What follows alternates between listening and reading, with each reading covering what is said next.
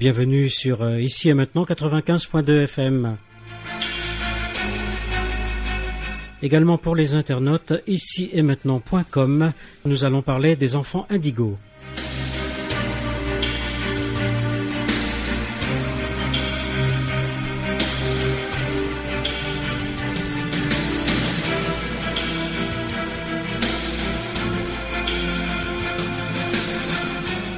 Et pour en parler, j'ai un invité qui s'appelle Arthur Collin, qui vient d'écrire un livre aux éditions du Rocher qui s'appelle L'enfant indigo. Bonsoir Arthur. Bonsoir. Bonsoir Aurore. Bonsoir. Et Émeric. Bonsoir. Je vais commencer d'abord par le livre que vient d'écrire Arthur Collin. Le titre de ce livre, c'est L'enfant indigo. Pourquoi cette idée d'écrire un livre sur les enfants indigos? Est-ce que tu en as rencontré, même si tu en as deux à côté de toi? D'abord, j'ai deux enfants moi-même, oui. Donc ils sont peut-être indigos. Ils sont un peu différents. Et puis j'ai eu un parcours je suis romancier. Et jusque-là, les romans que j'ai écrits étaient plutôt dans le noir, côté négatif des choses. Donc les enfants indigos, c'était très bien parce que ça m'a permis d'avoir une approche positive des sujets qui sont un peu les mêmes finalement. Votre livre, Arthur Collin, il y a quelques phrases que j'ai retenues. Les fous sont ceux qui préfèrent garder les yeux fermés. C'est par rapport aux scientifiques. C'est-à-dire que les scientifiques, généralement, ont une tendance à vouloir tout décortiquer. Il y a des choses qui ne sont pas encore décorticables et que peut-être les enfants indigos, justement, pourront éclaircir. C'est un roman? C'est un roman. Je suis romancier, donc moi, je suis presque plus dans le questionnement. Et j'ai été dans le questionnement tout au long de l'enquête qui m'a permis d'écrire le livre, plutôt dans les réponses. Ce qui fait qu'en fait, j'ai plein de réponses pour les enfants indigos, mais je ne sais pas quelles sont les bonnes. Et peut-être qu'il n'y en a pas une, il y en a plusieurs. C'est une rencontre entre deux enfants. Sissia, qui a 7 ans, qui vit seule avec son père à Los Angeles, et Hope, c'est ça, ou Hope? Hope, l'espoir. Qui, elle, a 15 ans. Tous les deux ne se connaissent pas, il y a une rencontre. Et il y a une rencontre qui se fait comme un coup de foudre amical, et qui, à mon avis, est exacerbée par le fait que ce sont tous les deux, ils se reconnaissent comme étant indigos, c'est-à-dire, on va développer ça évidemment. On a toute la nuit pour en parler. Oui. Et donc, ces enfants étant un peu particuliers, le coup de foudre est intense. Et c'est, pour le moment, dans le premier volume, c'est uniquement une histoire d'amitié, mais qui pourra se développer plus tard peut-être. La rencontre est magique entre deux. Est-ce qu'ils étaient destinés de toute éternité à se rencontrer? Je ne sais pas du tout ça. Est-ce qu'ils étaient destinés sûrement. Est-ce que les enfants indigos sont destinés à se rencontrer les uns les autres? Moi, je crois que oui. Je crois que vraiment, est-ce qu'ils existent depuis 15 ans ou 20 ans? Je ne sais pas exactement. Il y a encore une fois, il y a plusieurs théories là-dessus. Mais je pense que maintenant, l'émergence d'une nouvelle conscience, et c'est un mot que je vais employer assez souvent, et passe par le fait que ça correspond aussi à une période de changement de la Terre. Ça, j'en parle dans le roman. Il y a beaucoup de livres qui sont écrits actuellement depuis 2 ans et demi, 3 ans, sur les indigos. Pourquoi indigo?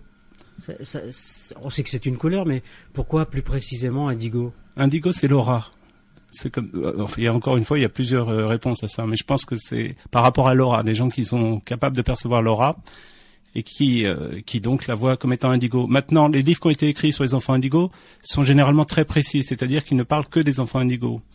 Et mon point de vue à moi, c'est de dire que les enfants indigos font partie, émergent maintenant par rapport à des changements de la Terre. Donc c'est de prendre une dimension plus universelle, en tous les cas beaucoup plus globale, du phénomène. Alors en faisant quelques recherches pour préparer cette émission, j'ai trouvé sur un site internet, j'en ai répertorié un peu plus de 100 sites internet consacrés aux enfants indigos. Je lis ce que j'ai sous les yeux. Maintenant, je voudrais donner une information capitale pour les enfants et les adultes indigos. Dans le monde, rien n'apparaît sans être préparé.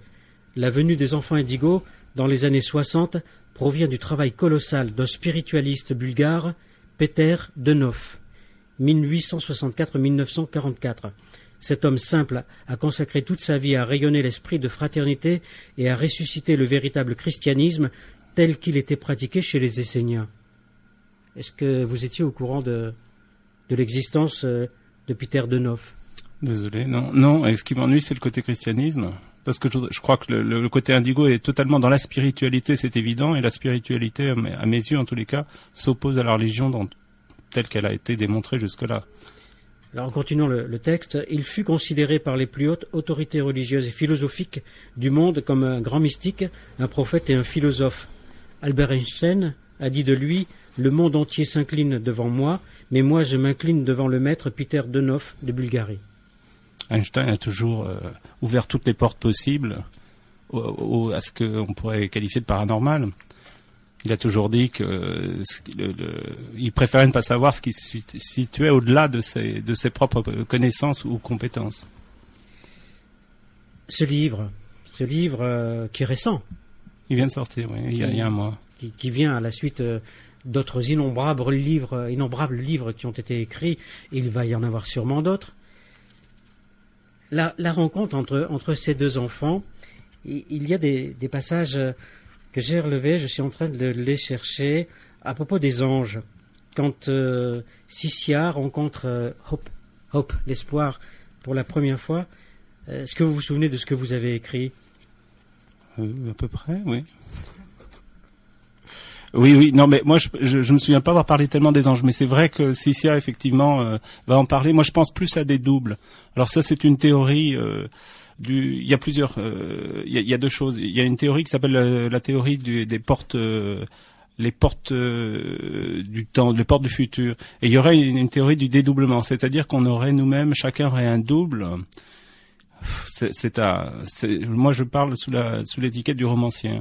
Mais d'après tout de même des gens que j'ai rencontrés qui sont très calés là-dedans et qui m'ont expliqué, moi je suis incapable de tout reprendre comme ça, mais il y aurait une théorie donc du double, c'est-à-dire que ce double viendrait du futur, et donc tout ce qu'on fait dans le présent ne serait jamais que le passé de ce futur. Et c'est très intéressant, parce que ça veut dire quoi ? Ça veut dire que toutes les actions qu'on peut commettre à cet instant ont déjà été voulues par nous-mêmes, par notre double, au préalable. Donc il n'y a pas ça laisse peu de portes au hasard, en tous les cas en ce qui concerne les agissements des individus. Oui, le hasard, pour Arthur Collin, c'est quoi ? Le hasard ne se manifeste qu'aux esprits préparés. C'est sans autre explication. Non, tout est là. Il y a un court dialogue entre Sissia et Hope. Hope dit « Tu aurais dû demander à ton ange. » « Tu as un ange, toi ?»« Tout le monde a un ange, » réplique Sissia en haussant les épaules. « Mais tout le monde ne le sait pas. » Comment on les reconnaît ? Les anges ? Ouais. Je crois l'ange gardien on le reconnaît parce que justement il a une aura violette, s'il a une aura, et de toute façon il ne laisse pas d'ombre, il ne laisse pas non plus d'image dans le miroir. Donc on peut le voir, mais j'en ris un peu comme ça, mais je crois que c'est très très sérieux comme pour les enfants indigo. On en a deux avec nous, donc ils vont peut-être nous éclaircir là-dessus, mais moi je pense que effectivement ce côté aura, ce côté ange, aura, est-ce que nous on les voit, est-ce que les voit vraiment ou pas ? Moi, en tant que romancier, j'ai parlé avec des enfants qui prétendent les voir. Moi, je peux pas certifier qu'ils les voient. Mais en tous les cas, le côté ange, je reviens avec ce côté double. Est-ce que l'ange gardien, c'est pas nous-mêmes ? Et ça va plus loin après. Est-ce que Dieu existe ? Si Dieu existe, est-ce que ce serait pas nous-mêmes ? Oui. Si, éventuellement. C'est la logique que j'ai pu retirer de toutes les interviews que j'ai pu faire avec ces enfants. Hein. Hop, continue, elle dit, en parlant des anges, le jour c'est difficile, mais la nuit tu vois leur lumière violette tellement fort que tu ne te poses pas la question. Et puis, les anges ne se reflètent pas dans les miroirs. C'est une phrase prononcée par Hop, mais c'est une phrase écrite par Arthur Collin. Oui, mais recueilli chez quelqu'un qui s'appelait pas Hope, mais qui aurait pu s'appeler Hope. Ou Aurore, peut-être, je sais pas. Elle continue, Hope, elle insiste, elle dit « Mais pas leur lumière, il faut voir leur aura. » Oui, parce que alors Sissia est un petit enfant, il a 7 ans, il est illettré, il ne sait pas lire, il vient d'un milieu évidemment défavorisé, etc. Il travaille dans une usine de lait, fabrication de lait.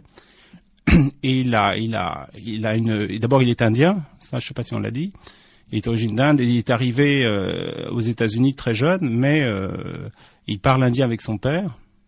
On apprendra plus tard que sa mère est décédée très jeune, quand lui il avait 2 ans. Donc lui, ses bases sont d'abord la culture indienne.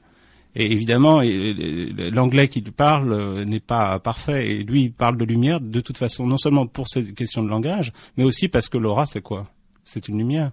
Donc ce qu'il voit, il est très sincère. C'est ça peut-être aussi les enfants indigos, moi qui me font peur et qui m'émerveillent à la fois, c'est leur sincérité. Et je trouve ça formidable parce que à force de parler avec des gens qui vous regardent les pieds, c'est bien agréable d'avoir des gens qui vous regardent en face quand on leur parle. Comme on est en train de se regarder là. Obligatoirement, oui, mais c'est bien parce que moi j'ai rencontré un éditeur encore hier que je ne nommerai pas, mais c'est vrai que c'est très désagréable quand il vous parle en vous regardant de travers. Pourquoi Cynthia ne se sépare jamais de son violon?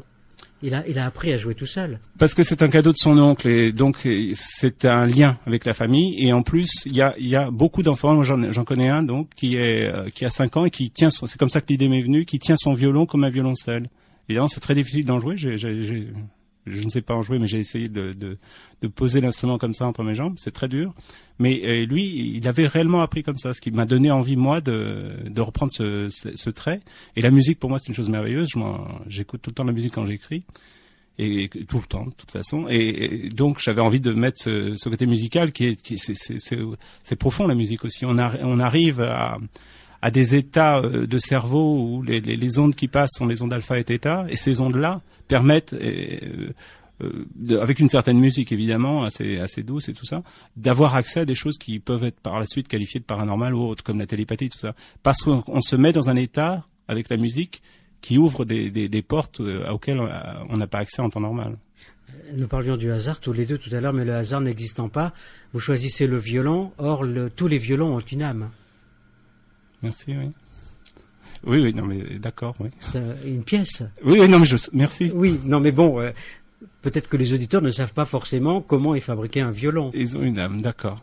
Non, mais le violon aussi, parce que, ce que j'ai pas encore dit, c'est que l'oncle de Cynthia qui vit à Calcutta et que Cynthia retrouvera à la fin, est un fabricant d'instruments.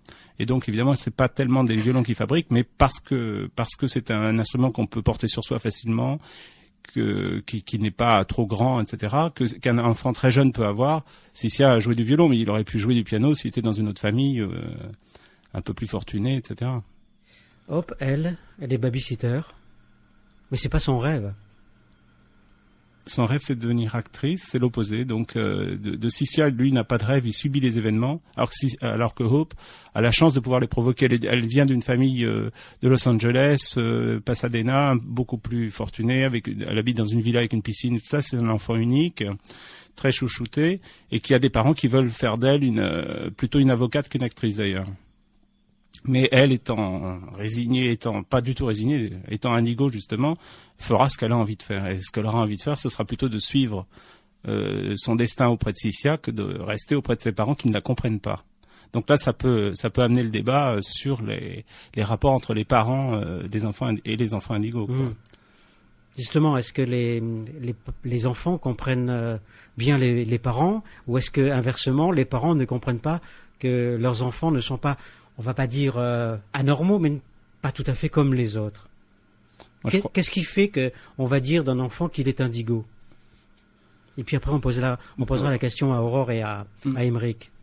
Moi, je pense que les enfants indigos sont d'abord la première qualité qu'ils pourraient avoir, c'est de penser par eux-mêmes. Et c'est formidable ça. C'est-à-dire que on peut vouloir penser pour eux, on peut leur dire telle chose. J'espère que je ne vais pas être contredit parce que pour moi c'est vraiment important ça. Peut-être le serais-je, mais en attendant, je trouve formidable justement quelle est la définition de l'intelligence. Et pour moi, l'intelligence, c'est ça, c'est-à-dire d'arriver à avoir des concepts sans s'appuyer sur les autres. On peut se servir des autres, mais on a ses propres idées et on les mettra en avant, quelles que soient les barrières à franchir. Donc ça peut être très très positif parce qu'enfin, on va peut-être avoir à nouveau cette prise de conscience dont j'ai commencé à parler tout à l'heure, mais également ça peut peut-être amener des choses un peu négatives. Parce que si on contraint ces enfants à faire des choses qu'ils n'ont pas envie de faire, ils peuvent se réfugier ou dans l'autisme, dans le meilleur des cas pour les autres, ou dans la rébellion. Et la rébellion peut aller très loin. Est-ce que ça ne peut pas aller jusqu'à Littleton aux États-Unis, où on se retrouve avec des jeunes adolescents qui vont se mettre à tuer, à cribler une salle avec des balles, quoi. Et donc de faire plusieurs victimes. On dit que ces enfants, ils sont différents, ils ne correspondent pas aux normes établies par les professionnels tels que les intervenants sociaux, les psychologues, les psychiatres, etc., etc. Ils peuvent pas. Je pense que pour les comprendre, il y a une chose pour les comprendre, pour communiquer déjà, tout simplement, parce que les comprendre c'est encore autre chose. Pour communiquer, je crois que c'est la sincérité. On peut être n'importe comment, on peut dire n'importe quoi, à condition d'être sincère dans sa démarche, dans son vocabulaire, dans son attitude, etc. Et je crois que c'est cette sincérité-là qui permet ça. Donc, maintenant, si on est professionnel dans un domaine et qu'on est un petit peu à côté de la plaque ou qu'on s'invente, on porte la parole de l'institution pour laquelle on travaille, on peut être dans le faux. Et là, les enfants indigo, à mon avis, les plus forts d'entre eux ou les plus volontaires vont refuser le dialogue. On dit toujours, ces enfants savent beaucoup de choses, ils ont des connaissances qui nous surprennent, mais ne sont pas faciles à élever car ils ont une façon très différente et personnelle de voir et d'analyser ce qu'ils vivent et ce qu'ils ressentent. Ils sont souvent intolérants, colériques et difficiles. Parmi tous ceux que vous avez interviewés, vous reconnaissez dans ces trois mots, intolérant, colérique et difficile? Intolérant, c'est un mot terrible, hein, intolérant. D'ailleurs, il y a une émission là-dessus à faire, parce que qu'est-ce que la tolérance, si ce n'est établir la norme autour de soi-même? Donc, c'est un mot que je rejette totalement déjà au départ. On peut pas être tolérant ou intolérant, parce que pour être tolérant, il faut que quelqu'un vous dise quelle est la norme. Or, il y a peu de choses où on puisse déterminer la norme, il me semble. Maintenant, colérique, oui, à partir du moment moi-même, quand j'étais nettement plus jeune, j'étais très colérique parce que je refusais déjà d'aller à l'école. À l'école, moi, je me suis ennuyé. Moi, je pense que l'école telle qu'elle est faite, ça correspond peut-être à 10% des jeunes qui sont des écoliers. Alors évidemment, on peut être colérique, et les enfants aujourd'hui, si on veut leur apprendre des choses qu'ils jugent eux inutiles, vont peut-être se réfugier dans la colère parce que c'est une façon d'exprimer leur désaccord. Comment faire autrement? Parce qu'un adulte peut dire non, moi j'arrête l'école. Mais est-ce qu'un enfant peut dire autrement que j'arrête l'école qu'en étant colérique?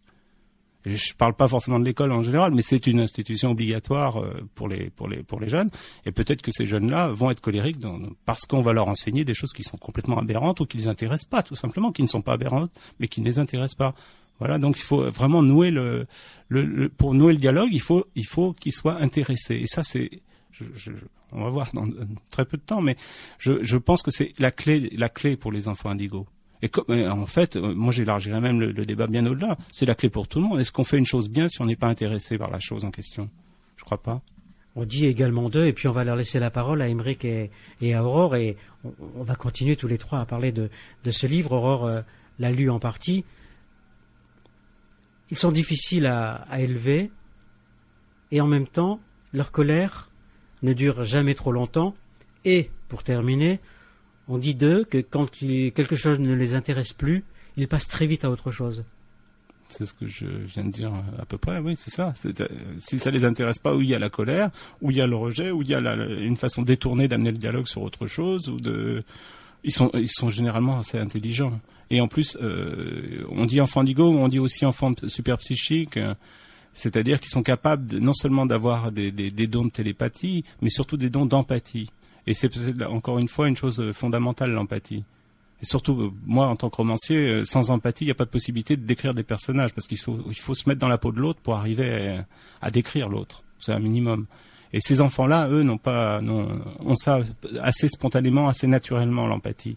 Donc, si on ajoute l'empathie à la télépathie, on peut comprendre que la personne qui est en face de vous est assez vite mise à nu pour un enfant indigo. C'est pas la peine de jouer trop à un jeu, ça sert strictement à rien. Le papillon sur la couverture, qui a choisi ce papillon? 30 représentants d'une maison d'édition. Mais c'est un signe de légèreté, c'est un signe d'espoir, c'est beau, ça passe. Qu'est-ce qu'un papillon aussi? Ça vient d'une chenille, donc peut-être qu'on peut imaginer que l'humanité est à la forme d'une chenille, et tout d'un coup elle va émerger, elle va voler de ses propres ailes d'une manière un peu plus pacifique et positive. Oui, mais le papillon est souvent éphémère. il y a des papillons qu'on appelle des éphémères. Tout est, oui, bien sûr, c'est éphémère. Maintenant, il y a encore autre chose. Après, on peut imaginer aussi qu'on vit des cycles. Alors ça, moi, j'en parle un peu, des cycles de la Terre. Et ces cycles sont connus, pour la plupart des gens qui nous écoutent, j'imagine. Ces cycles sont de 25 920 ans, une chose comme ça. Et on arriverait en fin de cycle. Donc ça correspond tout à fait à l'image du papillon, le côté éphémère. De toute façon, 26 000 ans, par rapport à quoi, 15 milliards d'années, c'est assez éphémère. Rebonsoir Aurore. Bonsoir. Vous êtes un enfant indigo, une jeune femme indigo. Vous vous sentez capté par le 3e millénaire? Précisez votre question, le 3e millénaire. On dit que les enfants indigo sont les annonciateurs du 3e millénaire. Annonciateurs d'un changement, effectivement, je le perçois comme ça. J'avais envie de rebondir un peu sur ce que disait Arthur Collin au niveau de l'authenticité. Et moi, en tout cas, c'est quelque chose qui me touche le plus, je pense, l'authenticité. Et j'ajouterais à ça la présence. Je pense que pour beaucoup d'enfants indigos, la nécessité de la présence de l'autre est très importante. Et cette présence, ça se traduit non seulement pas simplement par la présence physique, mais bien plus par l'intention de présence qu'on peut accorder à l'individu, en fait. Donc peut-être que moi j'envisage en fait ce 3e millénaire comme une attitude face à la vie et une attitude face au monde environnant et à l'autre. Je pense que cette qualité de présence à l'univers est très importante en fait. Et cela va tout à fait avec ce que dit Arthur Collin au niveau de la conscience. Je trouve ça très intéressant, effectivement. Qu'est-ce que c'est cette nouvelle conscience et sur quoi débouchera-t-elle? À mon avis, c'est vraiment une qualité d'être au monde qui doit changer maintenant et qui amène les individus à s'ouvrir de plus en plus. Et je dirais, en fait, déjà cette authenticité, une authenticité vis-à-vis de soi pour pouvoir être après authentique face au monde et face aux autres. Quand je disais tout à l'heure, quand on avait écrit que les enfants indigos étaient colériques, difficiles, instables, vous vous reconnaissez ou pas? Oui. Ah oui, complètement, moi. Pour parler un petit peu brièvement, sans m'étendre trop, parce que il y a eu des choses difficiles. L'instabilité, oui, je l'ai beaucoup connue. Je dirais, étant donné que la relation d'amour dans ma famille, pour moi, j'étais pas comblée au niveau de l'amour, je dirais, que mes parents ont pu m'apporter, avec la meilleure volonté. J'imagine qu'ils ont fait le meilleur selon leur capacité du moment. Ça s'est traduit chez moi par beaucoup de difficultés au niveau du recevoir et notamment avec la nourriture. Donc ça c'était une période de grande agitation qui a duré très longtemps et qui m'a rendu le quotidien très difficile à vivre pendant toute une période de mon existence.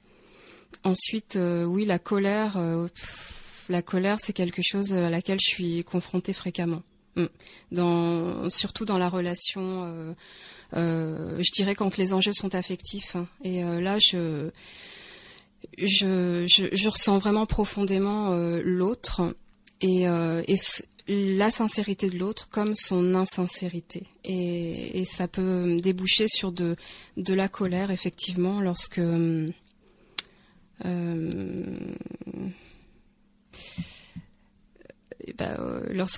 fait je trouve qu'il y a un manque d'authenticité en fait ou de vérité.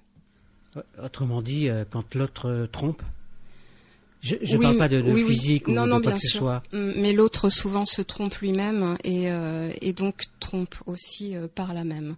Et c'est ça le plus difficile, je pense. C'est quand moi j'en viens toujours au travail sur soi. Je pense qu'il est important en fait déjà d'accepter d'être complètement sincère avec soi. Et c'est un gros travail déjà pour pouvoir après être vraiment sincère avec l'autre, l'individu qu'on a en face.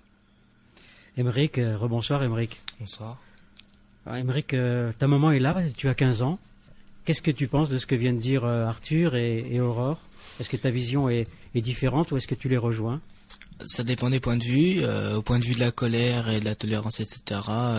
Il y a des points que je les rejoins pas du tout, il y en a d'autres où je les rejoins. Personnellement, je suis pas du tout colérique. C'est vraiment, faut y aller vraiment à très très forte dose pour pouvoir m'énerver. Sinon, la tolérance, il me semble que les indigos sont extrêmement tolérants.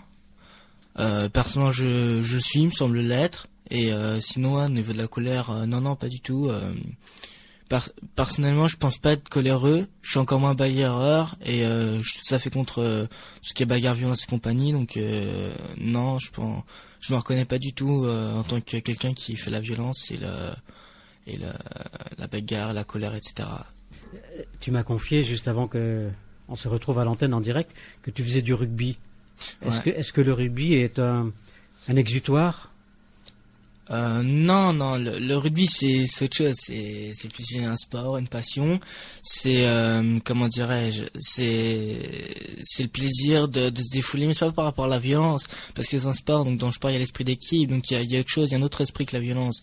Le rugby c'est vrai, mais il y a côté aussi, il y a deux sports, mais le rugby en particulier, c'est un sport qui, comme certaines personnes seraient entre guillemets susceptibles de le penser, sur un sport violent, parce que des fois à la télé on voit des gens qui se retrouvent à l'hôpital alors que le match vient de commencer depuis 2 minutes, etc. Parce qu'il y a des plaquages, etc. Et c'est pas une forme de violence, non, c'est le jeu qui est comme ça, et ce jeu existe depuis un bout de temps, et voilà, donc non, je vois pourquoi ce serait un jeu violent. Maintenant, ça je vous le cache pas, quand je vais mercredi soir à l'entraînement, oui, pour moi c'est un défouloir, malgré que des fois, je suis comme tout le monde, quoi. J'hésite à aller dans le tas avec la balle, quoi. Maintenant, c'est. Donc tu reviens bien à ce que j'étais en train de dire. Voilà, c'est un exutoire, un défouloir. Ouais. Tu aurais pu choisir la boxe, par exemple. Non, pas la boxe, parce que tout simplement, justement pour revenir au niveau quelque part de la tolérance sur certains points, la boxe c'est un sport individuel. Et je préfère les sports collectifs, malgré j'ai fait aussi des sports individuels comme une petite année de judo quand j'étais tout petit, ou encore de l'athlétisme en 6e, mais non, je préfère les sports collectifs parce qu'il y a l'esprit d'équipe, il y a l'esprit de solidarité. Je dirais pas des milliers parce que c'est un petit peu beaucoup, mais il y a énormément d'esprit, il y a solidarité, il y a encouragement, et puis je veux dire à tout un groupe on peut faire beaucoup de choses, je pense. À tout, ouais. Je pense donc c'est pour ça l'individualité, je pense pas que ce soit le truc.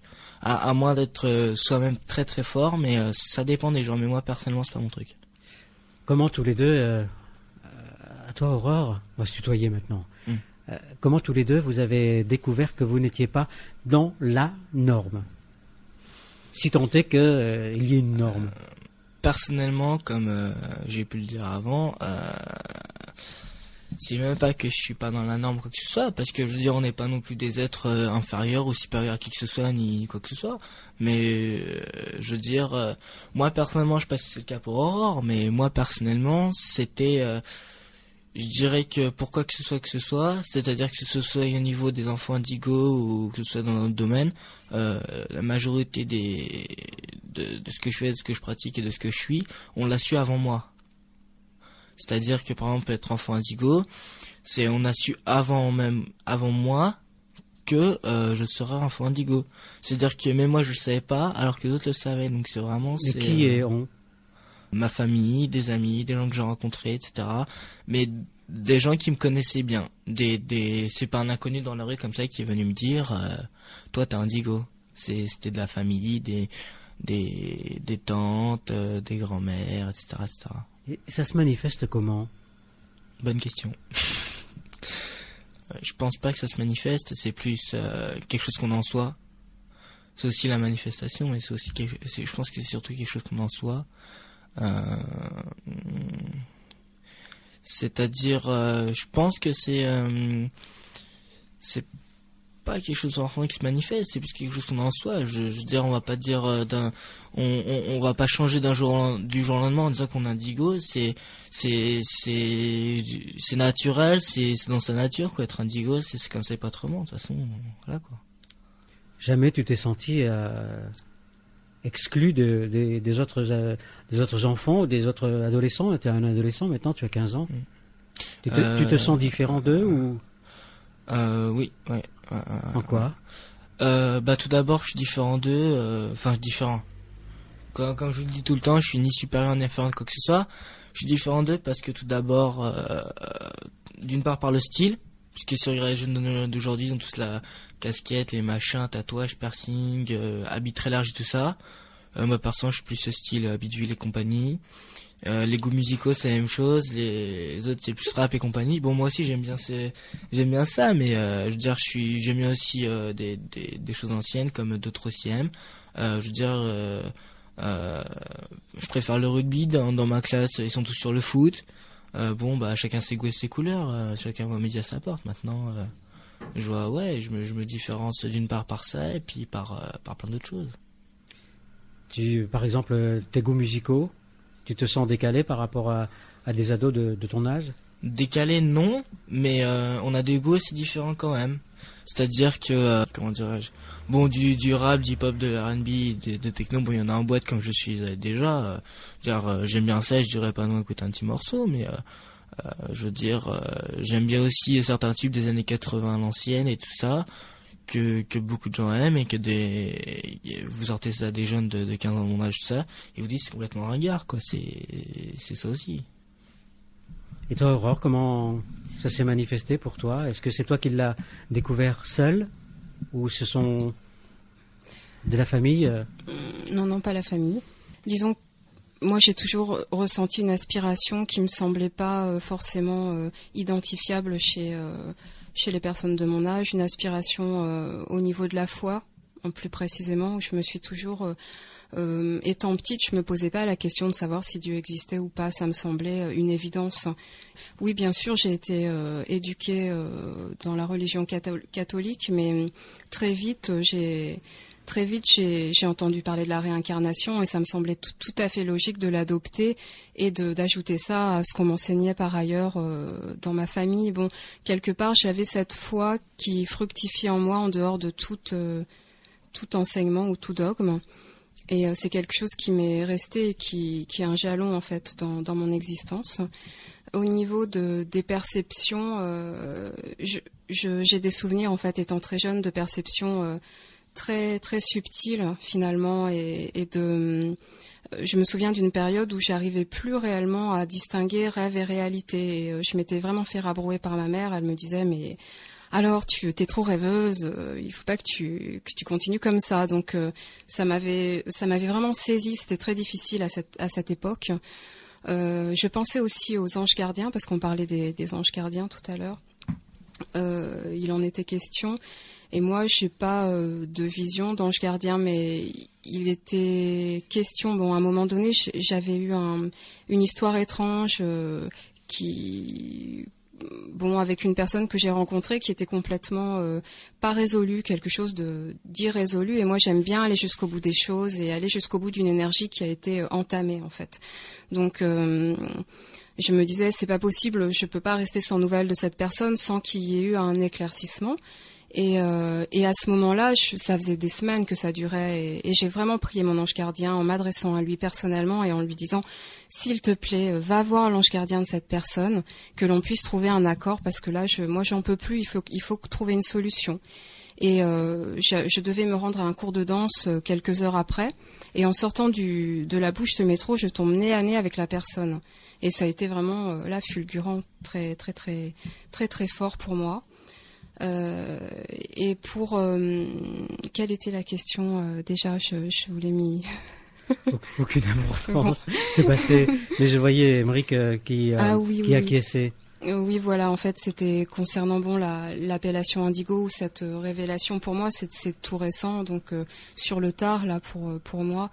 J'ai assisté, j'ai été conviée à une réunion d'enfants indigos qui s'étaient eux reconnus déjà au préalable autour d'une réunion qui a eu lieu à Paris.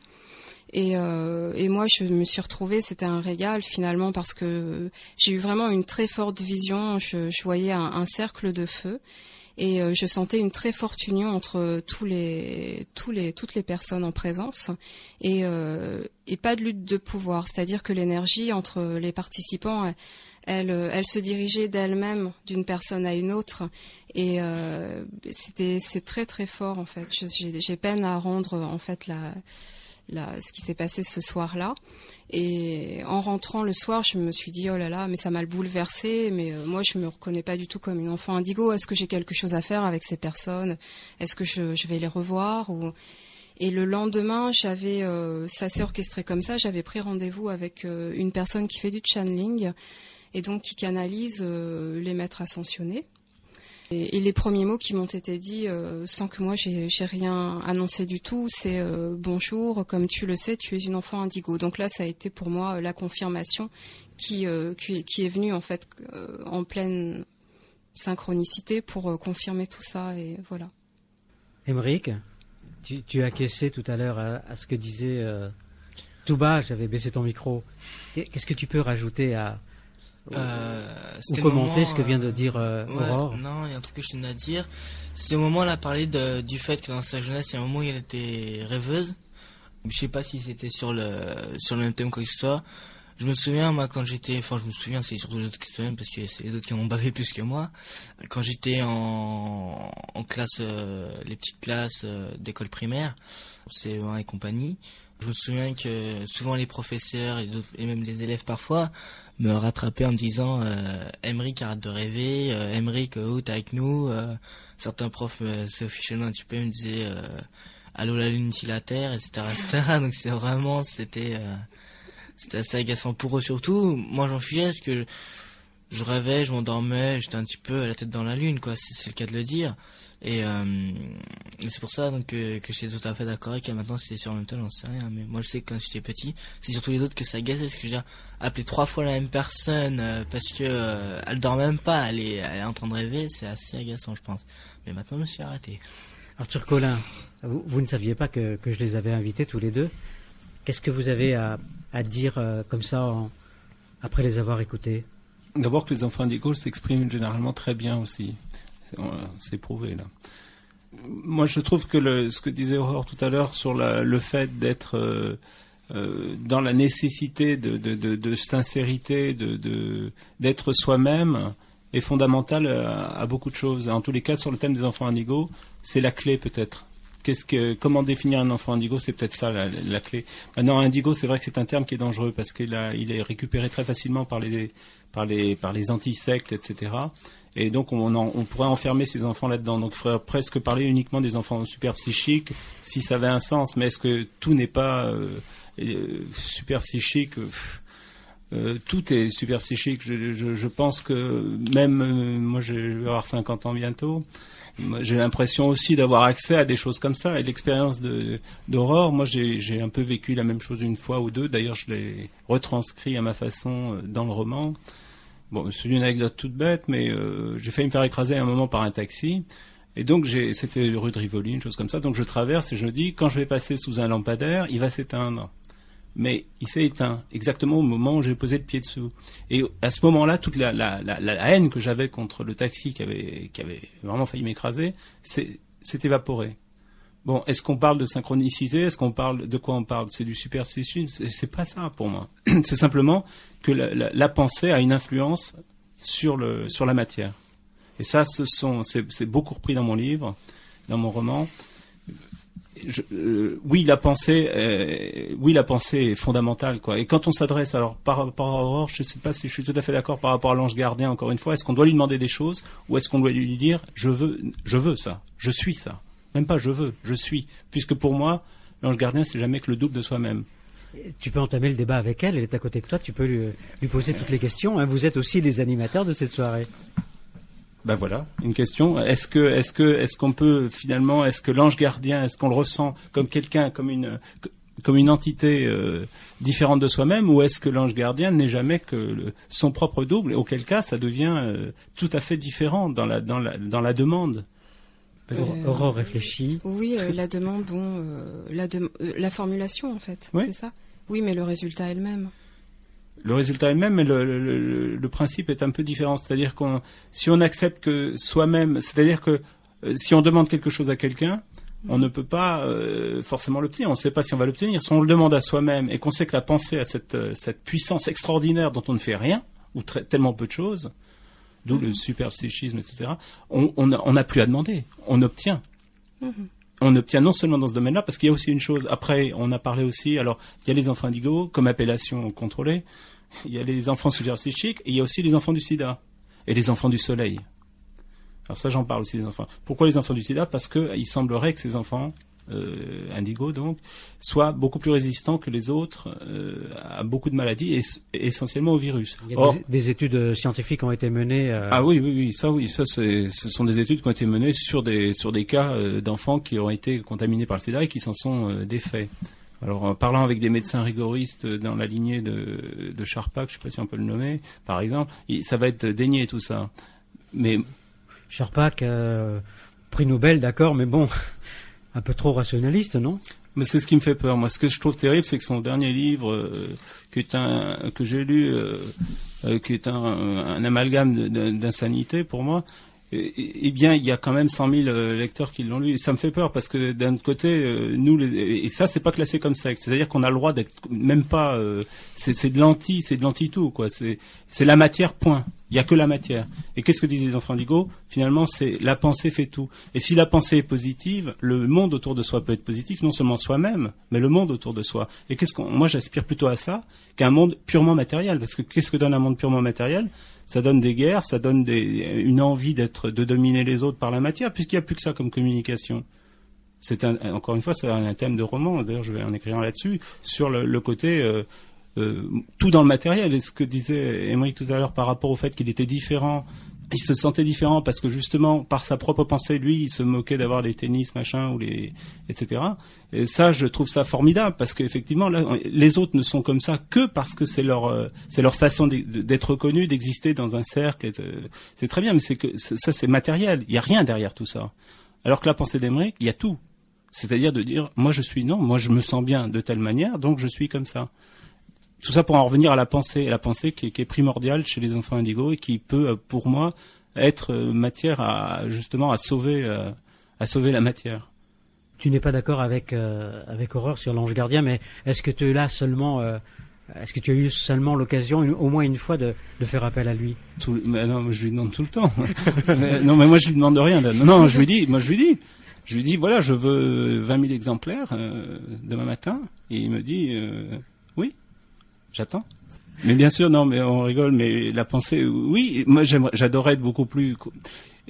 C'est la sincérité, c'est-à-dire que ces propos-là, je les tiens, je les applique pas forcément. Il y a une théorie, il y a une application, mais j'essaye de les appliquer dans beaucoup de domaines. La maladie, il y a eu des choses que je me suis créées déjà. Alors ça, c'est très facile. Par contre, tout le monde peut le faire, de se créer des maladies. Après, de se soigner, c'est peut-être autre chose. Mais pour se créer des maladies, je suis très très fort. D'ailleurs, je crée des maladies. À la suite d'un divorce, j'ai été malade pendant 6 mois. Il y a une pensée là. C'est que la pensée.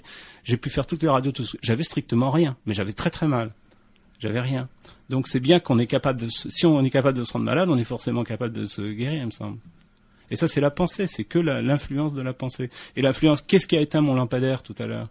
C'est ma pensée. C'était la nécessité pour moi de me décharger d'une certaine manière, de crier, qu'il se passe quelque chose pour me décharger.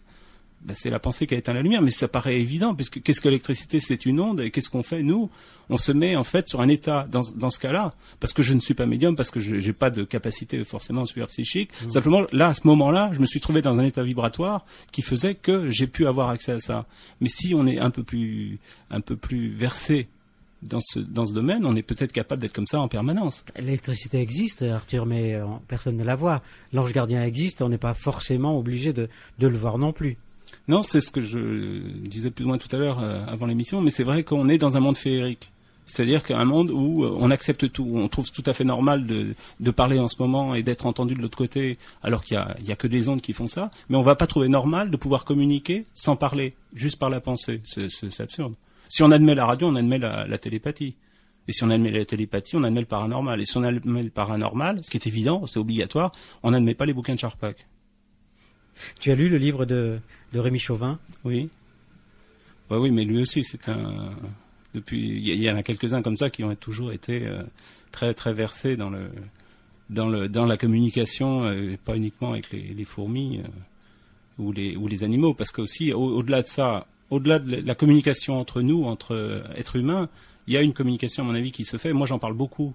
Finalement, l'outil dont va se servir Sissia pour contredire les scientifiques qui essaient de l'interroger, c'est de dire, moi, ma réponse, elle vient d'un arbre. C'est son outil. C'est l'arbre qui lui donne tout. Mais je crois que au-delà du symbole, il y a réellement une capacité de parler aux plantes, ou de parler, et ça, c'est pas, on n'est pas dans le domaine du paranormal. Je veux dire, il y a qu'à insulter une plante tous les matins, elle finira, Par mourir. Elle finira par mourir, par dépérir, etc. Bon, pourquoi pas? Et comment se fait la communication? Alors là, j'ai lu des recherches qui ont été faites par des scientifiques du CNRS qui arrivent à dire qu'on communique c'est l'ADN qui communique par, je sais pas si vous le savez, mais donc on arrive à communiquer par l'ADN. Or, je ne sais rien, j'apprends tout. Bah oui, moi aussi, c'est pour ça que ça m'ennuie. On devrait laisser la parole aux indigos, mais oui. en attendant, cet ADN qui est donc commun à toute espèce vivante, hein, plantes y compris, on a tous. Alors moi aussi, là aussi, j'en parle dans le roman, c'est-à-dire, est-ce que les enfants indigos n'auraient pas des codons différents? On peut pas le démonter pour le moment. On ne sait pas. On peut ni le démontrer ni le démonter d'ailleurs. Mais ce serait pas impossible que les enfants indigos, effectivement, un codon ou deux différents, dans la mesure où on utilise 20 codons sur les 64 qui nous sont donnés. En attendant, ces codons, cet ADN nous permet de communiquer avec des plantes qui auraient le même nombre de codons, puisque c'est global. Est-ce que c'est universel? Je ne sais pas. Ça, c'est une question que j'ai posée à quelques scientifiques. J'ai jamais eu la réponse. Est-ce qu'on peut, puisqu'on ne sait pas s'il y a de la vie ailleurs. Mais pour moi, c'est vraiment une question intéressante. Est-ce que l'ADN est le même? Parce que si l'ADN n'est pas le même, est-ce qu'il a toujours été le même? Apparemment oui. Mais si l'ADN n'est pas le même, il y a une mutation qui pourrait se produire. Et cette mutation peut être aussi générée par des choses qui sont très négatives. Parce que qu'est-ce qui change? Qu'est-ce qui permet d'avoir un cancer Qu'est-ce qui fait qu'on a un cancer? C'est une mutation de l'ADN. Et qu'est-ce qui fait aussi des mutations de l'ADN? La radioactivité. Or, sans revenir à Charpak qui va me faire un procès à la fin, mais c'est vrai que la radioactivité que lui trouve absolument qui inchangé depuis le début de l'univers, a totalement changé. Mmh. Il y a eu Tchernobyl, autour de là on a trouvé des citrons ou des concombres qui faisaient 1 kilo. Dire si ça a changé la plante. Il y a eu des mutations. Il y a eu des mutations qui ont été faites, ouais. Donc par la radioactivité. Or il y a deux sources de radioactivité. Il y a la source humaine créée par la fission de l'atome, mais il y a aussi la source qui vient du Soleil, tout simplement. Or cette source qui vient du Soleil, elle passe par l'atmosphère, qui n'est jamais, entre parenthèses, que l'aura de la Terre, ou la magnétosphère. Et cette atmosphère, comme on le sait, y compris la ionosphère, a des trous. Ça veut dire quoi? Ça veut dire que les rayons solaires ont une activité sur l'être humain et sur toute la vie terrestre beaucoup plus importante au niveau de la radioactivité. Donc, mutation possible. Donc, pourquoi est-ce que les enfants indigos... C'est une question, hein, moi je prends tout comme des questions. C'est une question qu'on peut donc poser à nos deux indigos. Est-ce que la radioactivité pourrait avoir un effet sur la mutation, même si finalement c'est pas essentiel, c'est pas la clé elle est pas là. Hein. Mais pourquoi aujourd'hui l'émergence de ces enfants? Peut-être par la radioactivité entre autres. Est-ce que ces enfants, puis on va leur laisser la parole, et puis j'aime pas ce mot enfant, c'est un peu réducteur. Oui, mais c'est important parce que parce qu'il y a quand même la plupart, quand on prend d'autres livres sur lesquels je me suis appuyé, qui avant moi ont écrit sur les indigos. Moi, je suis peut-être le premier romancier qui parle des enfants indigos, mais il y a eu beaucoup d'essais qui ont été écrits avant et qui sont très intéressants souvent et qui disent quand même que les enfants indigos émergent depuis 15 ou 20 ans. Bon, il y en a. Je suis persuadé qu'il y en a depuis des milliers d'années, voire plus. Mais aujourd'hui, il y a vraiment un côté massif de ces enfants. Donc on parle plus facilement des enfants indigos que des indigos. On n'a qu'à dire, effectivement, allez, on va dire les indigos. Les indigos en général, ok. Aurore ou Émeric, sur la radioactivité. Qu'est-ce que vous avez à dire sur la radioactivité? J'en profite pour vous rappeler à ceux qui viennent de prendre l'antenne que vous êtes à l'écoute de Radio Ici et Maintenant 95.2 et ici et maintenant.com pour ceux qui nous suivent sur Internet et qui nous écoutent et qui sont déjà très nombreux. Émeric. Moi personnellement, concernant la radioactivité, j'ai une petite anecdote que je me permets de vous raconter. Les dernières, quand je vivais entre la Suisse et la Haute-Savoie, le matin pour aller au collège, je prenais un car, parce que c'était assez la campagne, donc je prenais un car. Et moi j'habitais donc une petite ville qui s'appelait Champs-sur-Léman, qui est vers Thonon, qui est une ville plus grande. Et j'ai des copains qui me racontaient des fois, que ce soit le soir ou le matin, puisqu'en hiver le soleil se lève tard et se couche tôt. Quand il faisait assez nuit, ils voyaient en car, soit le matin ou le soir comme je disais, quand il passait devant des champs de légumes quelconques ou des champs tout court d'ailleurs, quand il passait devant, il me disait, et c'est en partie ce que j'ai eu l'occasion de le vérifier une fois très rapidement, que les légumes étaient, je sais plus si c'était phosphorescent ou fluorescent, mais c'était assez impressionnant. Il me semble que c'était phosphorescent, mais c'est vraiment assez impressionnant. Je veux dire, vous passez devant devant un champ de légumes ou quoi que ce soit, devant un petit jardin ou un truc de papier mamie. Je veux dire, c'est impressionnant de voir des légumes qui sont jaunes ou vert fluo et que vous dites, je vais manger ça dans mon assiette. Je veux dire, c'est assez impressionnant, quoi. C'est assez impressionnant. Et toi, Aurore, commentaire sur la radioactivité? Oh non, j'ai pas de commentaire à faire. Là, ça me dépasse un peu, je dois dire. Alors, oui, Émeric. Oui, j'ai un dernier truc à dire. Non, pas un dernier, encore oui. un autre. J'ai encore un truc à dire, c'est que la radioactivité, il y a un moment où il me semble que c'était en Bretagne, je suis pas du tout sûr, mais il me semble que c'était en Bretagne, dans les trucs dans les élevages de moutons et autres, des gens carrément disaient qu'il y avait des grosses malformations au niveau des naissances des agneaux, et qui disaient que certains agneaux naissaient avec carrément 2 têtes. J'ai juste cette information, j'ai pas eu l'occasion de la vérifier, c'est une information à vérifier maintenant. Si c'est vrai, je pense que c'est assez quand même, c'est un petit peu juste quand même d'avoir comme des agneaux à 2 têtes à cause de la radioactivité. Alors, si on parle d'anomalie, est-ce que vous vous sentez des anomalies tous les deux ou des E.T.? Alors on va prononcer le grand mot. Est-ce que vous vous sentez E.T.? On vous assimile souvent à des E.T. Moi personnellement non. C'est vrai que quand j'annonçais certaines choses me concernant à des gens, soit les gens me regardaient sous un autre regard, ou soit les gens me disaient je m'en fous, moi ce que je veux garder c'est la partie de toi et l'autre partie tu la gardes pour toi, ou soit les gens prenaient 2 parties, ou comme le premier exemple ils me prenaient carrément sous un autre œil, quoi. Donc non, je pense pas être, ça dépend des gens, ça dépend de l'ouverture d'esprit des gens et du regard des autres. Et toi, Aurore? Moi je dirais qu'il y a effectivement il y a quelque chose qu'on donne à voir et une autre partie qui est réservée, on va dire, donc et pas partageable avec tous. Moi j'ai très vite senti ça très jeune, qu'il y a des choses à dire et d'autres à garder pour soi, et en même temps c'est pas forcément facile à vivre. E.T. j'irai pas jusque là, mais bon. Ouais, Tu n'irais pas jusque là. Non, je n'irais pas jusque là, mais quelque part, c'est sûr qu'il y a. Moi, je me sens pas forcément tout à fait du même courant qu'Emeric. Je pense que moi, ce que je ressens par rapport à Emeric, c'est qu'il arrive vraiment dans la mouvance où tout s'active. Donc, c'est beaucoup plus simple quelque part, puisque c'est un courant global qui l'emmène. Moi, je me sens. En regardant rétrospectivement les choses, c'était un peu plus compliqué à l'époque où moi je suis arrivée, et je me sens plus finalement dans une restriction, une espèce de contrainte qui continue quand même à m'imprégner, et je me suis pas vécue d'une façon totalement libre. Donc il m'a fallu jongler avec ça, en fait, avec la façade et une espèce de construction quand même sur ce que j'étais à l'origine, et donc maintenant il y a des nœuds à défaire.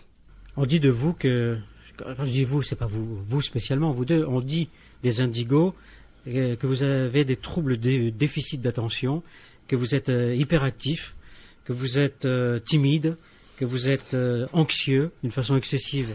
Non, mais cette émission, elle est. Les auditeurs interviendront tout à l'heure, mais elle est pensée en disant à votre présence que deux jeunes adolescents viennent témoigner dans ce qui est écrit. Est-ce que vous êtes des anxieux? Est-ce que vous êtes des émotifs? Est-ce que vous êtes des hyperactifs? Est-ce que vous avez des déficits de tension? Enfin bon, voilà tout ce qu'on dit de vous, tout ce qu'on écrit sur vous. Personnellement, je suis totalement en désaccord avec certaines personnes disent, c'est-à-dire le fait que l'on soit timide. Personnellement, je veux dire, quand on s'exprime devant 70 personnes, je pense pas qu'on est timide. Quand on s'exprime dans une manifestation sur un grand char, je pense pas qu'on est timide, etc., etc. Je pense vraiment pas du tout timide. Bon, je sais pas pour Aurore. Enfin, moi personnellement, je la vois plus timide que moi, mais je pense vraiment pas, moi personnellement, être timide. Anxieux, pas du tout. Après, quand on me parle de déficit de l'attention, oui plus, parce qu'avant j'étais rêveur, maintenant je suis très speed. Donc l'hyperactivité, c'est pas...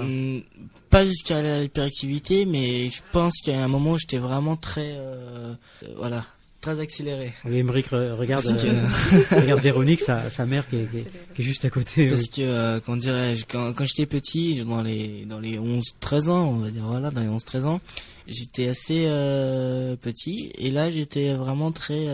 il suffisait de se tourner le dos pour me retrouver de droite à gauche, où je bougeais vraiment partout, j'étais vraiment... fallait me suivre, quoi. Je suis vraiment très speed. Bon, ça c'est quand même parce que je change de mentalité avec l'adolescence et compagnie, mais voilà, quoi. On dit de vous aussi que vous répondez parfois avec brusquerie, que vous ne restez pas en place. Là, je vois, vous êtes assis sur vos sièges tranquillement tous les deux. Oui et non, parce que, ce que vous voyez pas, c'est qu'en dessous j'ai ma jambe qui est agitée, mais ouais, ça c'est tout le temps moi.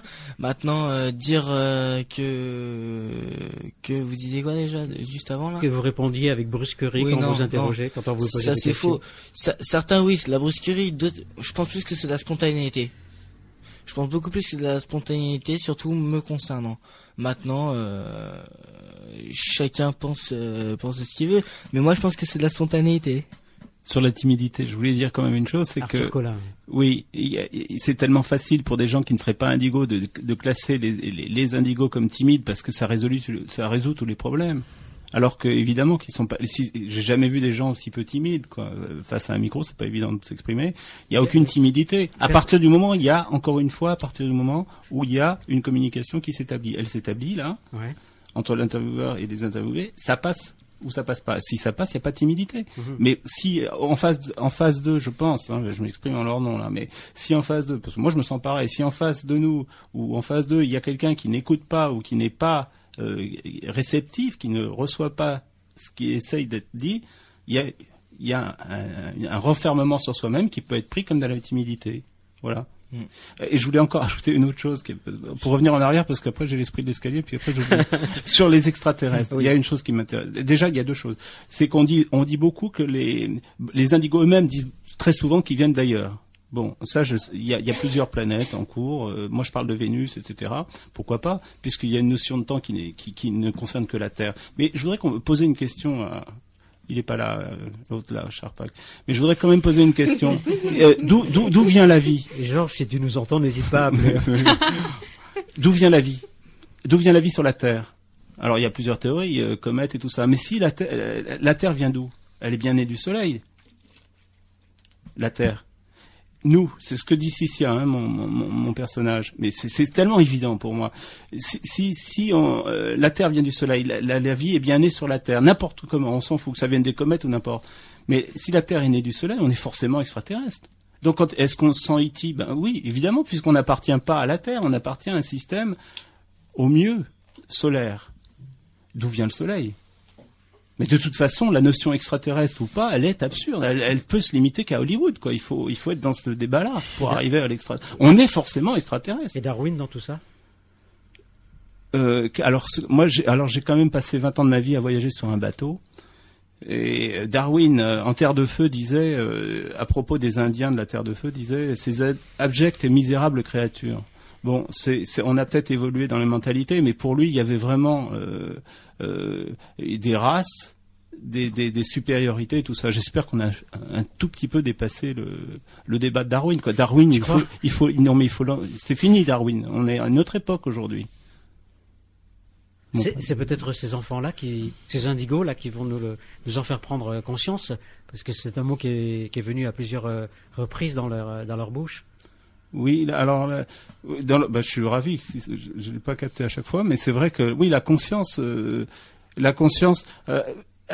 Pourquoi est-ce que d'abord la question à poser. Après, moi, je dirais ce que je pense. Voilà une question que je vais poser. Est-ce que les enfants indigos ont une mission à remplir ou pas? Personnellement, je pense que ouais. Laquelle? Chaque indigo différent.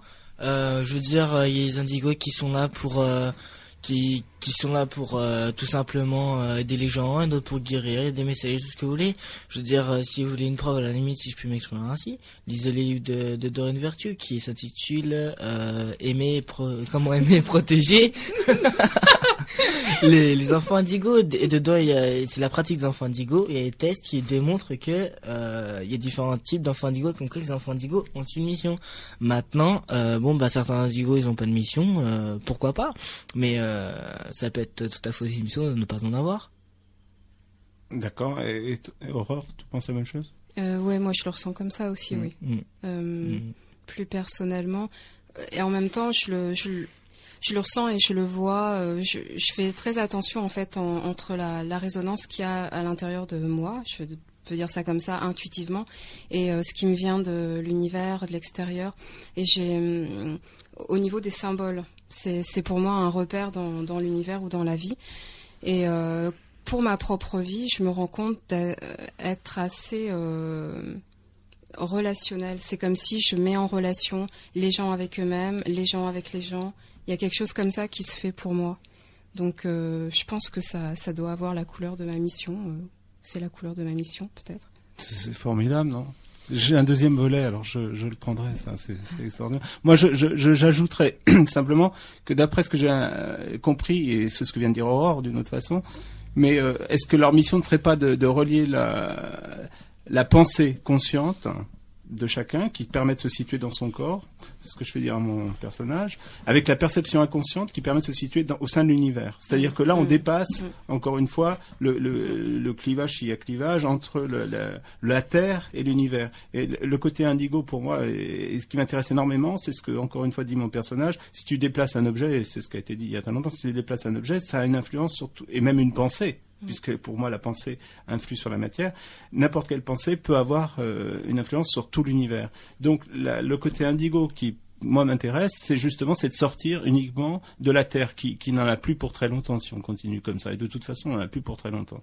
Donc je trouve peut-être que la mission, si mission il y a des indigos, ce serait de nous sortir de notre carcan terrestre. Uniquement et donc profondément matériel, même s'il a fallu s'incarner peut-être pour prendre conscience justement de la difficulté de ce travail qu'il y a à faire sur la Terre. Voilà quelques phrases que j'ai recueillies. Ces enfants viennent pour nous aider l'humanité tout entière à changer de mentalité, changer de manière d'être, changer de regard sur l'autre, sur la vie, sur l'univers. Ces enfants arrivent avec un bagage de connaissances extraordinaires. Nous devons juste leur apprendre les codes pour les mettre en œuvre. Bien sûr. Non, bien sûr, mais je veux dire, vous avez tout à fait raison. Personnellement, j'avais même pensé que certaines autres personnes qui disent que le fait de l'arrivée des enfants indigo, c'est pour faire en quelque sorte un balayage terrestre, si je puis m'exprimer ainsi. C'est-à-dire de changer un petit peu le monde, enfin un petit peu, faire un changement total au niveau du monde, c'est-à-dire que le monde change, que toutes les choses négatives partent, que ce soit la guerre qui est un fait d'actualité actuelle ou bien d'autres sujets et débats négatifs partent. C'est quelque chose qui est censé carrément être un balayage terrestre entier, total et énorme. Aurore, qui ne dit rien. Oui, je ne pense pas moi. Oui, par rapport à ce que dit Aymeric, moi je voudrais préciser, moi je le ressens plus comme une transmutation, transmuter les choses, un peu une alchimie, pas un balayage purificateur et dualiste. Enfin, voilà. Ouais, mais moi, d'accord, tu ne l'as pas dit, mais moi je voulais insister là-dessus pour moi-même. Voilà. Je reprends. Oui. Je sais pas quel mot tu as employé tout à l'heure pour dire que c'était à nous, non indigos, d'éduquer ou une chose comme ça les indigos. Mais moi je dis que c'est exactement l'inverse. Je sais pas qui a écrit ça, mais pour moi c'est aux indigos de nous apprendre à être différents. Oui, mais en même temps, si nous faisons preuve d'un peu plus d'humilité, un peu plus d'amour avec un A majuscule, est-ce que ces indigos ne vont pas être ce que j'appelle de bons compagnons de voyage ensemble? Je parle de l'humilité. Évidemment qu'il y a l'humilité. Par rapport à nous adultes. Oui, mais moi je trouve qu'on a rien à leur apprendre. On a tout à apprendre d'eux. C'est vraiment sincère ça. Et là, comme c'était formulé tout à l'heure, on avait l'impression que nous, on était déjà dans certaines normes qu'il fallait leur imposer, leur faire respecter. C'est exactement l'inverse. Parce que ces normes-là, qu'elles soient à l'école, c'est encore très doux, ou qu'elles soient peut-être qu'il faut aller combattre en Irak ce soir, je sais pas. Est-ce que c'est à nous de dire aux indigos vous allez vous battre là-bas, ou est-ce que c'est à eux de nous dire mais c'est de la folie. L'Irak, moi j'étais au Koweït, j'étais là-bas, ce sont des pays sublimes. Est-ce qu'on n'est pas, quand on regarde ces images-là simplement, puisque moi j'aime bien parler de l'actualité comme exemple, est-ce qu'on n'est pas confondu dans la bêtise humaine quand on voit ça? Et le message des indigos, c'est quand même de nous apprendre tout simplement à ouvrir les yeux et de voir ce qui se passe là-bas, et de voir qu'on est en train de massacrer des populations, et quels que soient les camps et tout ça, c'est au-delà de tout ça. On vit sur une terre sublime, et qu'on est en train de massacrer. On massacre les habitants, on massacre la terre, et la terre pour moi est... Alors ça, voilà une question que je vais leur poser. Est-ce que la terre, moi je pense que c'est un être vivant, Gaïa, etc. Est-ce que vous considérez la terre comme un être vivant? Auquel cas, ça change énormément de choses dans l'approche qu'on peut avoir l'homme, l'approche écologique. Aurore, je sais, est proche de ça, puisqu'on a un peu parlé tout à l'heure. Mais est-ce que la terre est un être vivant pour vous ou pas? Bah oui, complètement. Bah oui. Ouais. Voilà, j'adore. C'est l'évidence. Bon, c'est pas évident pour tout le monde dans les laboratoires. Par contre, pour revenir tout à l'heure au sujet qu'abordait Arthur, au niveau que c'était pas les parents qui instruisaient les choses aux enfants, indigo, etc., etc. Moi, personnellement, ma théorie, ce serait plus que les enfants indigo ou pas, d'ailleurs. Moi, ma théorie, c'est plus, jusqu'à preuve du contraire, d'ailleurs, c'est les enfants qui éduquent les parents, et non pas les parents qui éduquent les enfants. Parce que, je veux dire, qui c'est qui répète à longueur de journée à certains parents, et là, ma mère que je vois qui rigole, c'est plus, les enfants n'ont jamais répété à leurs parents, en allant à l'école au matin, papa, faut traverser au feu vert et pas au feu rouge, ou maman faut pas fumer, ou t'as d'autres âneries comme ça, même si certains enfants le font derrière. Je veux dire, pour moi c'est une sacrée théorie, et il y a plein d'autres exemples comme ça de la vie quotidienne, c'est quel qu'il soit d'ailleurs. Est-ce que tu autorises ta mère à parler? Excellente question. Je sais pas, parce que il a déjà depuis un quart d'heure qui rigole. Elle rigole et qui dit voir, j'ai un petit peu peur de ce qu'elle va dire. C'est pour ça que j'ai... C'est le saute, pourquoi pas, mais allez-y si vous voulez, mais... Non, je regarde Véronique, vous êtes d'accord pour... si ma mère souhaite exprimer, qu'elle s'exprime, mais... Je pense quelque part je me permettrais de l'arrêter si elle disait quelque chose de faux maintenant. D'accord, on fait un dialogue. On fait un dialogue entre vous deux, Véronique. Si vous voulez vous mettre vers le micro jaune là-bas, ce que je propose en attendant, c'est que nous fassions une respiration musicale avec quelques mesures d'un album choisi par Aurore. Tu peux dire, Aurore, que tu as choisi? Une chanson d'Oumou Sangaré, voilà. On vous retrouve dans quelques instants. À tout de suite, vous êtes à l'écoute de Radio Ici et Maintenant 95.2, ici et maintenant.com pour ceux qui nous suivent et nous écoutent sur Internet. Vous êtes à l'écoute de Radio Ici et Maintenant 95.2, ici et maintenant.com. Pour ceux qui nous écoutent et nous suivent sur Internet, c'est Plus près des étoiles. Ce soir, en notre compagnie, en votre compagnie, Arthur Collin, auteur du livre L'enfant indigo, édité aux éditions du Rocher. Également avec nous, Aurore, Émeric, et puis Véronique, la maman d'Émeric. Bonsoir, bonsoir. Véronique. Comment vous le trouvez, votre Émeric? Comment je le trouve? Très turbulent, comme vous avez pu le constater. C'est abusé. Non, je trouve que c'est vrai, il a des propos qui sont tout à fait justes quand il dit que les enfants éduquent également les parents, quoi. Je veux dire, je pense qu'Émeric a quand même eu un petit peu de chance, sans m'envoyer de fleurs, mais d'avoir une maman qui restait à son écoute, qui le jugeait pas d'entrée et qui lui a toujours donné le droit à la parole, même si j'ai toujours fait attention de garder le rôle du parent. J'ai toujours laissé Émeric s'exprimer comme il en avait envie. Ce qui est tout à fait vrai. Et à le défendre par rapport à une société, par rapport à un entourage qui petit du fait qu'il rêvait tout le temps, qu'il était tout le temps absent dans ses rêves, dans son monde à lui, moi je dirais. À le défendre autour parce qu'on l'a très vite catalogué comme fou, tout simplement, comme enfant perturbé, fou, instable.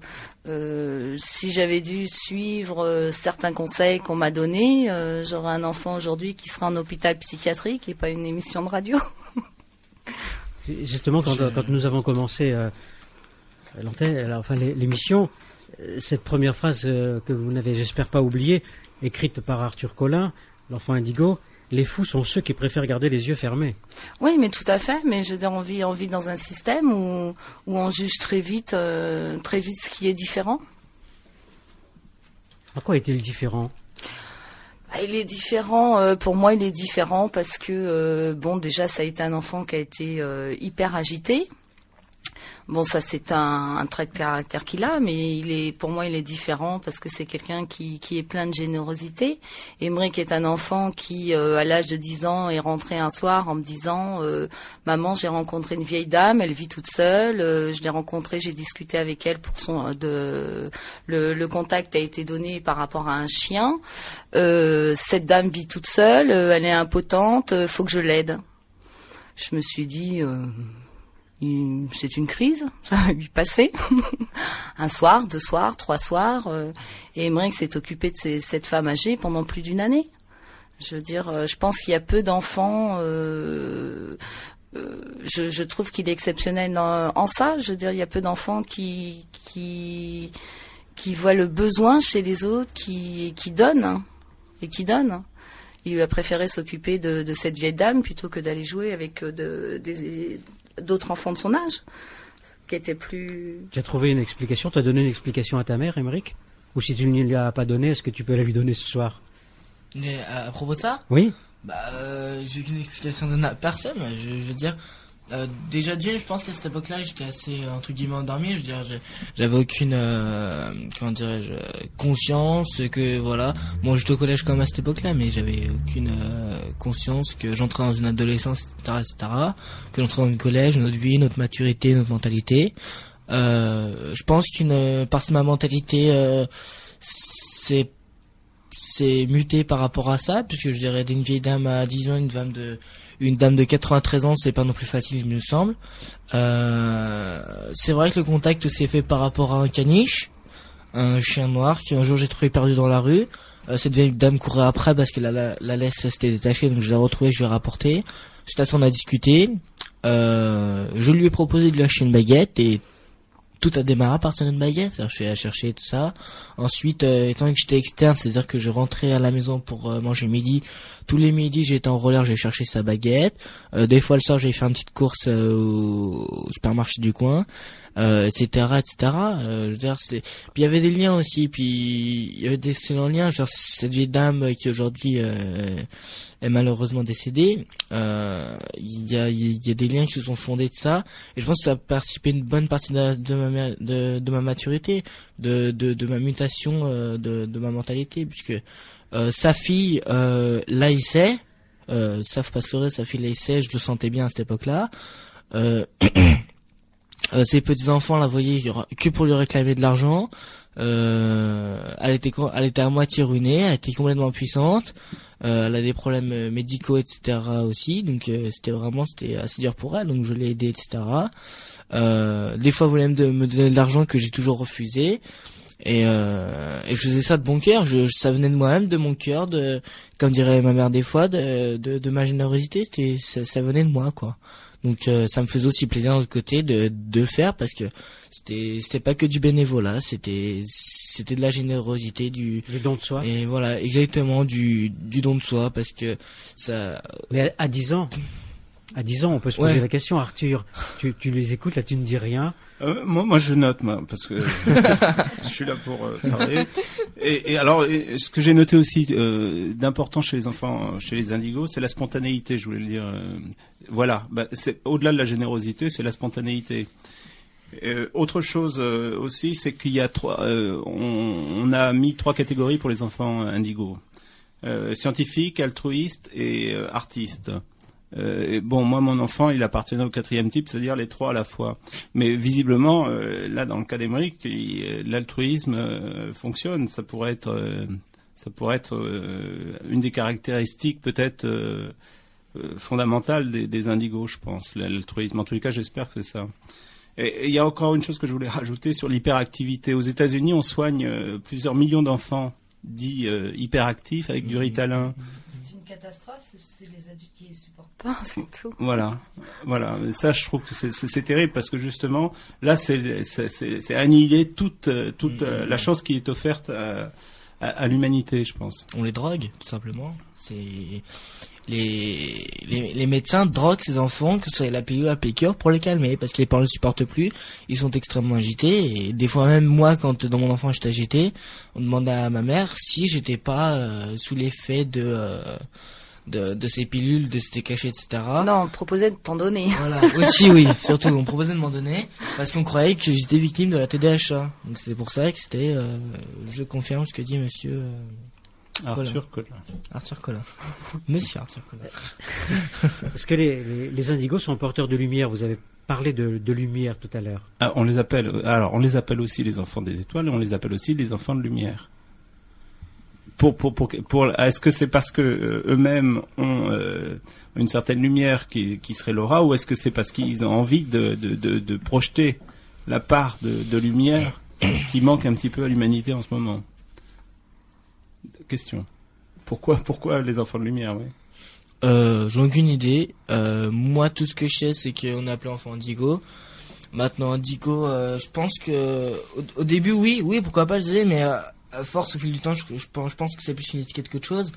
Maintenant, voilà, quand même, maintenant, enfant de lumière, je vois pas trop, quoi. Lumière, oui, certes, mais lumière, pourquoi? Est-ce par rapport au fait que certaines personnes disent qu'on est soi-disant plus intelligent ou plus développé que d'autres, ou qu'on ait des facultés plus développées que d'autres, etc., etc. Oui, pourquoi pas, mais je vois pas non plus c'est un pourquoi. Moi, et Aurore, t'as une idée? J'ai une réflexion par rapport à ça. Étant plus jeune, il y avait un dessin animé qui passait fréquemment et qui a vraiment beaucoup, je trouve, influé sur beaucoup d'indigos. C'était Les Cités d'Or, avec cette chanson qui non, absolument pas. Bon. Pourtant j'en ai regardé les animés dans mon enfance, mais alors cela. Et avec ce générique où il était repris Enfant du Soleil. Et je sais que ça a marqué beaucoup de personnes. J'ai échangé à ce propos-là. On connaît tous la chanson, donc c'est assez étonnant. Maintenant, la lumière. Moi, pour moi, c'est très important, mais je saurais pas dire théoriquement à quoi ça peut renvoyer spécifiquement. Moi, ce que je pensais peut-être, c'était que les enfants de lumière, parce que la lumière, c'est une vibration, et que la lumière, c'est vers ce vers quoi, en tous les cas, l'humanité va. Elle va. Donc la lumière, parce que justement ces enfants qui viennent du futur ou pas sont eux-mêmes, ont une énergie telle, c'est plus que de l'énergie à mon avis, c'est un mode vibratoire. Et peut-être que au-delà de l'ADN, de la mutation de l'ADN, il y aurait une mutation de l'hélice d'ADN qui ne serait pas une mutation biologique, mais une mutation vibratoire. Et qui permettrait alors beaucoup plus facilement la télépathie et ce genre de choses. Moi, je parle de la télépathie parce que c'est quand même une de vos caractéristiques, c'est-à-dire deviner la pensée de l'autre. Oui, personnellement, je trouve ça pas très faux, puisque au niveau de ce que j'ai su faire, autrement dit plutôt juste. Voilà, plutôt juste. Excusez-moi. Je ne sais pas quand je me suis débrouillé quoi que ce soit. Du jour au lendemain, j'irai pas lire dans la pensée des gens, mais j'arrivais plus ou moins avec exactitude. Je me trompais déjà, ce que l'erreur est humaine aussi. À savoir le quotidien des gens, c'est-à-dire s'ils avaient un frère, une sœur, et tati et tata. Donc oui, je pense que c'est vrai tout ce qui est télépathique, etc. Et oui. On reviendra un peu plus tard dans la soirée sur cette ces notions de télépathie, de médiumnité, clairvoyance. Mais en lisant ton livre, Arthur Collin, j'ai juste noté une phrase qui est de moi et je la revendique. Tu parlais de lumière et j'ai noté que pour se développer, la semence de lumière avait besoin de sagesse, d'amour, d'authenticité, d'idéalité. Est-ce que tu es d'accord avec cette phrase? Je sais pas ça, parce que justement, moi, le problème des indigos, c'est qu'il y a il y a une part formidable de bien, de positif, d'amour, de tout ce que tu dis, mais il y a aussi une part terrible. Il y a une part négative pour moi dans l'avenir des indigos, puisqu'ils sont capables de mettre à nu. Ils sont non seulement capables de mettre à nu l'autre, donc qu'est-ce que la parole? Est-ce qu'avant, d'ailleurs, si on lit Platon, l'Atlantide, on prétend qu'auparavant, on ne communiquait que par la télépathie. Donc on aurait régressé. Et pour retourner, à travers les enfants indigos, vers un mode télépathique. Ça, c'est une chose assez formidable et qui peut détruire l'humanité aussi. On a régressé, pas tous. Il y a encore des personnes qui télépathisent. Ben là, on se parle quand même pas par la télépathie. Hein. Là, on a un micro. Tu crois vraiment? Oui, c'est comme ça qu'on est entendu. Oui, au-delà de ça, passe évidemment d'autres choses, mais on en est au mode de la parole. Non? Oui, et tant mieux. Tant mieux non, que l'on moi je trouve ça formidable justement si on arrive à la télépathie, parce que qu'est-ce qui fout le monde en l'air? C'est le mensonge, c'est le non-dit, c'est la tromperie. C'est vrai. Merci, mais c'est ça, mais c'est formidable. Non, mais c'est moi vrai. je dis merci au nom des indigos, parce que justement c'est le jour où on arrivera à faire tomber les masques, je crois qu'on pourra avancer, parce qu'on est dans un monde, je parle du monde matériel, mais c'est aussi le monde, c'est un prochain thème d'un autre livre, le monde de la compétition. Mais la compétition a son côté positif, parce qu'elle permet à l'individu de se développer, mais elle a aussi son côté terriblement négatif. Et qu'est-ce que la compétition? Est-ce qu'elle est un moyen de se transcender soi-même, ou est-ce qu'elle est un moyen de dominer l'autre? L'enfant indigo est au-delà de ces considérations, il me semble. Je sais pas, voilà un thème qui est intéressant peut-être, parce qu'il fait énormément mal, je pense, c'est la compétition. Qu'est-ce que vous pensez de la compétition? Je pense personnellement que c'est un point très positif, parce que moi j'ai fait des compétitions pour l'escalade, le rugby, etc., parce que je faisais l'escalade et d'autres sports. Je pense que pour soi, ne serait-ce que, je dirais psychologiquement, c'est quelque chose d'assez important, puisque ça nous prouve quelque chose à soi-même, etc. Mais je trouve que c'est extrêmement négatif, puisque ça veut dire la compétition quelque part dans notre tête, ça peut aussi vouloir dire, comment dirais-je, quelque part, entre guillemets, tuer l'autre, rabaisser l'autre, c'est-à-dire moi je suis meilleur que toi, parce que tac, j'ai gagné telle médaille, je suis sur le podium, mais pas toi, donc ça peut aussi le baisser, l'enfoncer, quoi, plus qu'autre chose. Donc je pense qu'il y a un côté très positif, mais surtout aussi très négatif. Je suis tout à fait d'accord avec Arthur. Oui, mais en même temps, on peut se poser la question aussi, s'il n'y a plus compétition, il n'y a plus d'enjeu, donc ça sert à quoi? C'est vrai, il y a le côté négatif de la compétition, faut aussi, entre guillemets, son petit charme, même si c'est quelque part malheureux à dire, mais l'effet positif, faut aussi beaucoup de choses, parce que quand on a fait une victoire par rapport à quelqu'un d'autre, ou même sur quelqu'un d'autre, on est très content, on se fait plaisir à soi-même, et c'est quelque chose de très important, il me semble. C'est se faire plaisir à soi-même, faire plaisir à son équipe, aux proches, etc. C'est quelque chose de très important. Arthur a posé tout à l'heure un autre sujet. L'actualité, je suppose que vous la suivez tous les deux. Ouais. Et plus qu'Aurore. Est-ce que tu la suis, toi, Aurore, l'actualité? Non. Sincèrement, non. Pourquoi? Je la suis pas parce que ma démarche, elle va pas dans ce sens, quoi. Ça n'engage que moi. Je sais que c'est beaucoup critiqué, mais moi, j'ai pas tellement envie de me laisser